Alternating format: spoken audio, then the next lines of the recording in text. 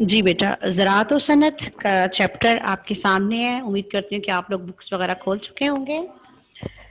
جی بیٹا، ہم اس کی reading start کرتے ہیں. کسی بھی ملک کی ترقی و خوشحالی کا انحصار اس کی زراعت و صنعت سے وابستہ ہے. انحصار کو انڈر لائن کر لیجئے. اس کا معنی ہے دار و مدار.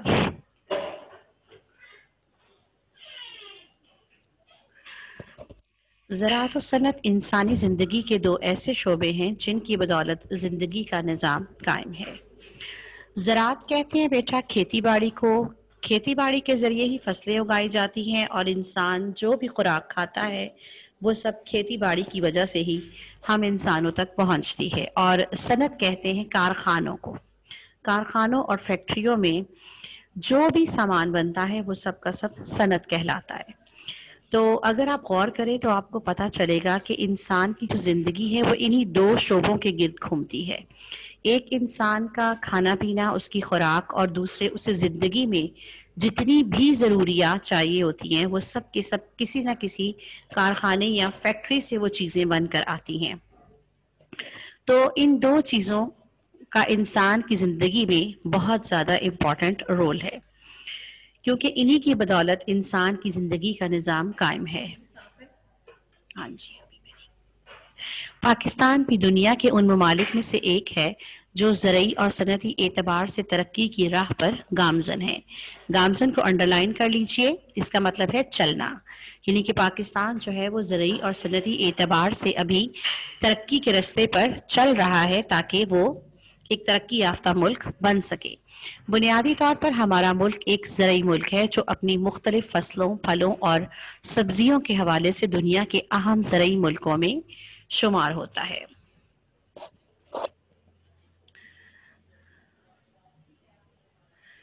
جی، پاکستان جو ہے وہ ایک زرعی ملک ہے. زرعی ملک اس لیے ہے کہ پاکستان کے پاس ایک بڑا رقبہ ہے جہاں پر فصلیں کاشت کی جا سکتی ہیں. پاکستان کی سرزمین جو ہے وہ بہت زیادہ زرخیز ہے اور ہمارے پاس جو اناج ہم پیدا کرتے ہیں وہ ہماری ضروریات سے کافی زیادہ ہوتا ہے اور ہم اس کو دوسرے ممالک کو بھی بیچ سکتے ہیں، یعنی کہ اپنی ضروریات کو پورا کرنے کے بعد. تو اس طرح جو زراعت ہے اس کی ہمارے ملک کی ترقی میں بہت زیادہ اہمیت ہے. قدیم زمانے میں دوسرے ملکوں کی طرح ہمارے ہاں بھی زراعت کے پرانے طریقے رائج تھے.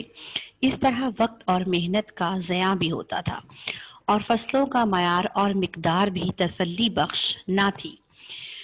قدیم کا مطلب ہے پرانے. رائج کو انڈر لائن کر لیجئے. اس کا مطلب ہے استعمال ہونا. ضیاع کا مطلب ہے ضائع ہونا. یعنی کہ پرانے زمانے میں دوسرے ملکوں کی طرح ہمارے ہاں بھی زراعت یعنی کہ کھیتی باڑی کرنے کے لیے پرانے طریقے ہی استعمال ہوتے تھے. آج کل جس طرح اتنی جدید ترقی ہو چکی ہے سائنس اور ٹیکنالوجی کی بدولت، جو زراعت کا شعبہ ہے یہ بھی بہت ماڈرنائز ہو گیا ہے. ٹریکٹرز آ گئے ہیں، مختلف قسم کی مشینیں آ گئی ہیں اور جس سے یہ ہے کہ انسان کو کم محنت کرنی پڑتی ہے اور مشینوں کے ذریعے کام کر کے ہم زیادہ اچھی فصل حاصل کر سکتے ہیں. لیکن پرانے زمانے میں ایسا کچھ نہیں تھا. پرانے زمانے میں بیلوں کی مدد سے ہل چلایا جاتا تھا. کسان دن بھر کی محنت کے بعد بہت تھوڑا کام کر پاتا تھا اور پھر وہ فصلیں جو تھی بہت کم مقدار میں تیار ہوتی تھی. تو کیا تھا کہ پرانے وقتوں میں وقت بھی ضائع ہوتا تھا اور محنت بھی جو تھی وہ بھی ضائع ہوتی تھی، لیکن فصلوں کا معیار اور مقدار بھی تسلی بخش نہیں ہوتا تھا. یعنی کہ ضرورت سے کم جو تھی وہ فصل یا جتنی توقع کی جاتی تھی اس سے کم فصل جو تھی وہ پیدا ہوتی تھی. اس کی وجہ کیا ہوتی تھی کہ ایک تو اس زمانے میں ابھی کھادیں ایجاد نہیں ہوئی تھیں اور نہ ہی کچھ اس طرح کے کیمیکلز اور دوائیاں جسے پیسٹی سائڈز کہتے ہیں، کیڑوں کو مارنے کے لیے جو ادویات تھی وہ ابھی ایجاد نہیں ہوئی تھی.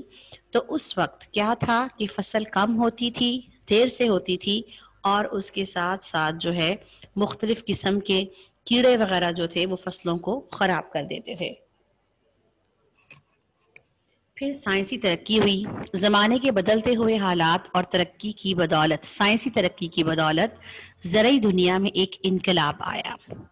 وقت کے ساتھ ساتھ ترقی ہوتی چلی گئی، اور جس طرح باقی شعبہ زندگی میں انقلاب آیا، اسی طرح زراعت کی دنیا میں بھی انقلاب آ گیا. انقلاب کا مطلب ہے بہت بڑی تبدیلی، جس کی وجہ سے کم وقت اور تھوڑی محنت سے زیادہ پیداوار کا تصور سامنے آیا. تصور خیال. پیداواری اجناس میں خاصی ترقی دیکھنے میں آئی. نئے نئے آلات، جدید طریقہ ہائے کار، بیج، کھادوں اور جراثیم کش ادویات کی بدولت زراعت کے شعبے نے ایک نیا انداز اختیار کیا. تو بیٹا کیا تھا کہ جو ترقی ہوئی تو انسانوں کی مدد کے لیے مشینیں جو تھیں وہ میدان میں آ گئیں. پیداواری اجناس میں بہت ترقی دیکھنے میں آئی. نئے نئے آلات ایجاد ہو گئے، نئی نئی مشینیں ایجاد ہو گئیں، جدید طریقہ ہائے کار یعنی کہ کام کرنے کے نئے نئے طریقے سامنے آئے. بیج کو پہلے سے بہتر بنایا گیا تاکہ اچھی اور زیادہ فصل ہو. کھادوں کا استعمال کیا گیا، اور اس کے علاوہ جو کیڑے فصلوں کو نقصان پہنچاتے تھے ان کو مارنے کے لیے جراثیم کش ادویات جو تھیں وہ ایجاد کر لی گئی. جراثیم کش کا مطلب ہے جراثیم کو مارنے والی. تو اس طرح زراعت کے شعبے نے ایک نیا انداز اختیار کر لیا. اسی طرح سائنسی ترقی کے طفیل پانی کی عدم دستیابی کا مسئلہ بھی کافی حد تک حل ہو گیا ہے. مثلاً ابتدا میں کسان صرف بارش کے پانی پر انحصار کرتے تھے، لیکن آج نہری نظام، ٹیوب ویل اور کاریز وغیرہ کی وجہ سے پانی کی عدم دستیابی مسئلہ نہیں رہی. تو کیا ہے کہ جب زراعت کے شعبے میں انقلاب آیا تو اس انقلاب کے ساتھ کیا کیا چیزیں سامنے آئیں؟ سب سے پہلے تو ٹیوب ویل کی ایجاد، کیونکہ فصلوں کے لیے، زراعت کے شعبے کے لیے پانی کا مناسب مقدار میں ہونا بہت ضروری ہے. پرانے زمانے میں کیا تھا کہ کسان کو بارش کا انتظار کرنا پڑتا تھا، کیونکہ بارش تو انسان کے کنٹرول میں نہیں ہے. اگر فصل کو پانی چاہیے اور بارش نہ ہو تو فصل خراب ہو جاتی ہے، اور اگر ضرورت سے زیادہ ہی بارش ہو جائے تو اس سے بھی فصل تباہ ہو جاتی ہے. تو کیا ہے کہ پانی کی مسئلہ جو تھا وہ ٹیوب ویل نے حل کر دیا. ٹھیک ہے، تو فعل کا مطلب ہے بدولت، عدم دستیابی کا مطلب ہے نہ ملنا، یعنی کہ پرانے وقتوں میں کسانوں کو پانی کے لیے بھی بہت پریشانی اٹھانی پڑتی تھی، لیکن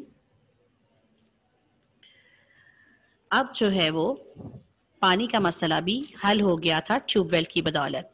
آج کل کے زمانے میں نہری نظام قائم کیے گئے ہیں، جن نہروں کے پانی کو پراپر طریقے سے کھیتوں تک پہنچانے کے لیے جو ہے وہ پورا ایک سسٹم بنایا گیا ہے. ٹیوب ویل آ گئے ہیں اور کاریز جو ہے وہ بنا لیے گئے ہیں، جس کی وجہ سے پانی کے نہ ملنے کا مسئلہ جو ہے وہ اب حل ہو گیا ہے. ٹھیک ہے، کاریز آپ دیکھ لو گے نیچے لکھا ہوا ہے کاریز کھیتوں کو پانی دینے والی بند نالی. یہ زیادہ تر پہاڑی علاقوں میں ہوتے ہیں جہاں پر ایسی نالیاں کھودی جاتی ہیں جن کے راستے چشموں اور آبشاروں کا پانی جو ہے وہ کھیتوں تک پہنچایا جا سکتا ہے. استاد صاحب نے جب یہ باتیں بچوں کو بتائیں تو انہوں نے اصرار کیا کہ ہمیں کسی زرعی فارم کی سیر کرائی جائے تاکہ ہم آپ کی بتائی ہوئی ان باتوں کی روشنی میں عملی طور پر مشینوں کو کام کرتے ہوئے دیکھ سکیں. اب نیکسٹ پیج پہ چلتے ہیں بیٹا.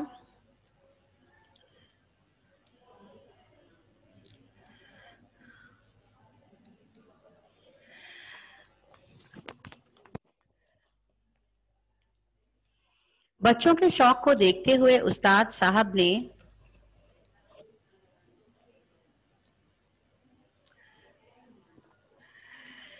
ہیڈ ماسٹر صاحب سے اجازت لی.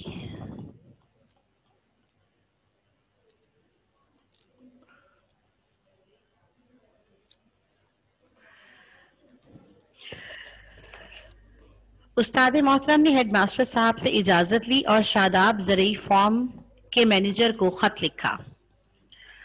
خط میں اس خواہش کا اظہار کیا گیا کہ ہم آپ کے زرعی فارم کے مطالعاتی دورے پر آنا چاہتے ہیں. مطالعاتی دورہ ہوتا ہے ایجوکیشنل ٹرپ.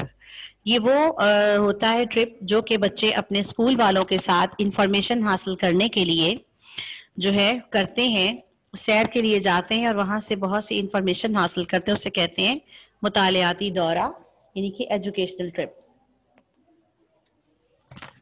یہ بیٹا یہ پکچر تھوڑی سی جو ہے نا یہ خراب ہے، تو میں آپ اپنی بک پہ توجہ دیجیے گا تو میں آپ کو آگے پڑھاتی ہوں. ہفتے عشرے میں زرعی فارم کے مینیجر کی جانب سے دعوت نامہ مل گیا. زرعی فارم کی سیر کے لیے ایک تاریخ مقرر کی گئی. بچے فارم دیکھنے کے لیے بے چین ہو گئے. عشرے کا مطلب ہے 10 دن، ہفتے کا مطلب ہوتا ہے 7 دن، اور عشرے کا مطلب ہے 10 دن. تو ایک زرعی فارم کی سیر کرنے کے لیے جو ہے وہ ایک تاریخ مقرر کی گئی. بچے فارم دیکھنے کے لیے بے چین ہو گئے.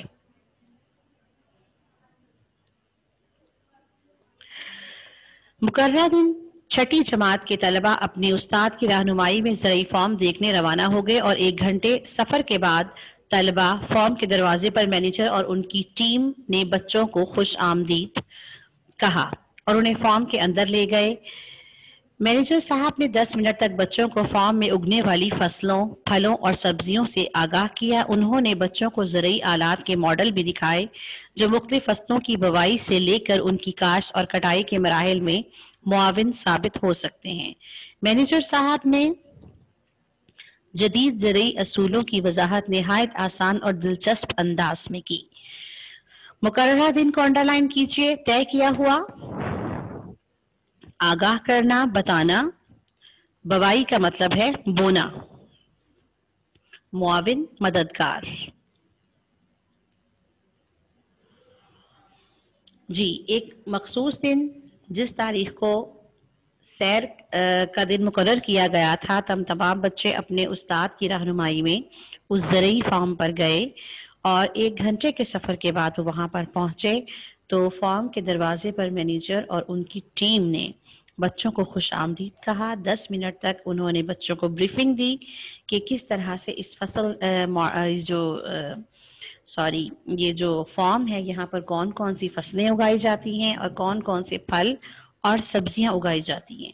اور اس کے علاوہ انہوں نے بچوں کو ماڈلز دکھائے، چھوٹے چھوٹے ماڈلز جو تھے وہ مختلف آلات اور مشینوں کے ماڈلز رکھے ہوئے تھے. انہوں نے وہاں پہ وہ دکھایا اور انہیں بتایا کہ کس طرح جو ہے وہ ان چیزوں اور آلات کی مدد سے آج کل جدید زمانے میں کیسے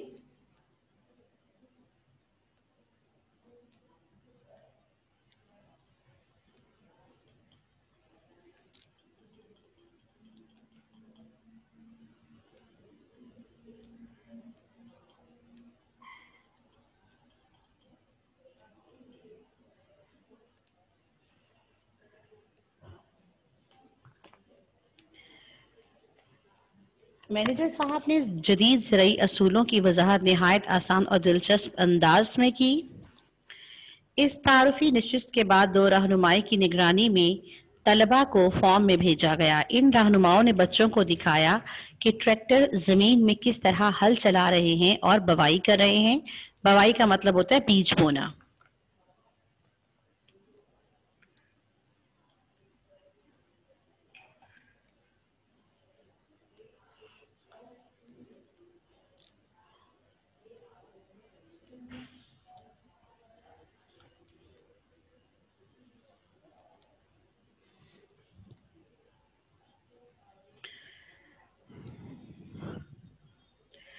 ساتھ ساتھ وہ بچوں کو پرانے طریقہ کار سے بھی آگاہ کرتے رہے کہ جب کسانوں کو ٹریکٹر میسر نہیں تھا تو وہ بیلوں کی جوڑی کی مدد سے خود ہل چلایا کرتے تھے.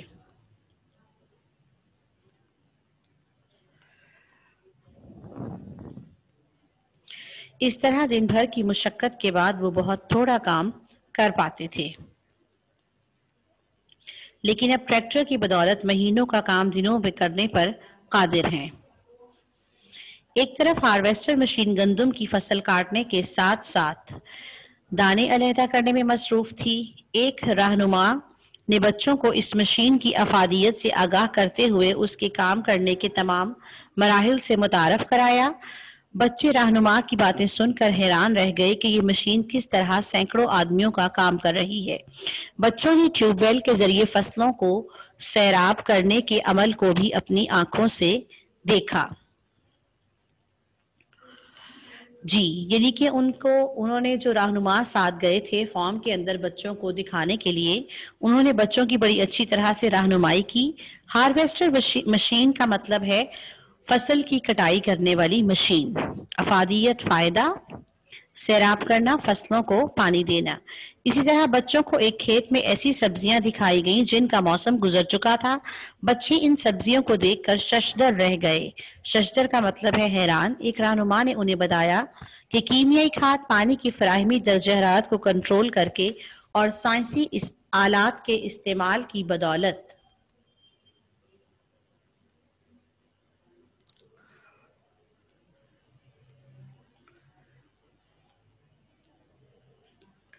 اب ہر موسم میں ہر سبزی کو اگایا جا سکتا ہے۔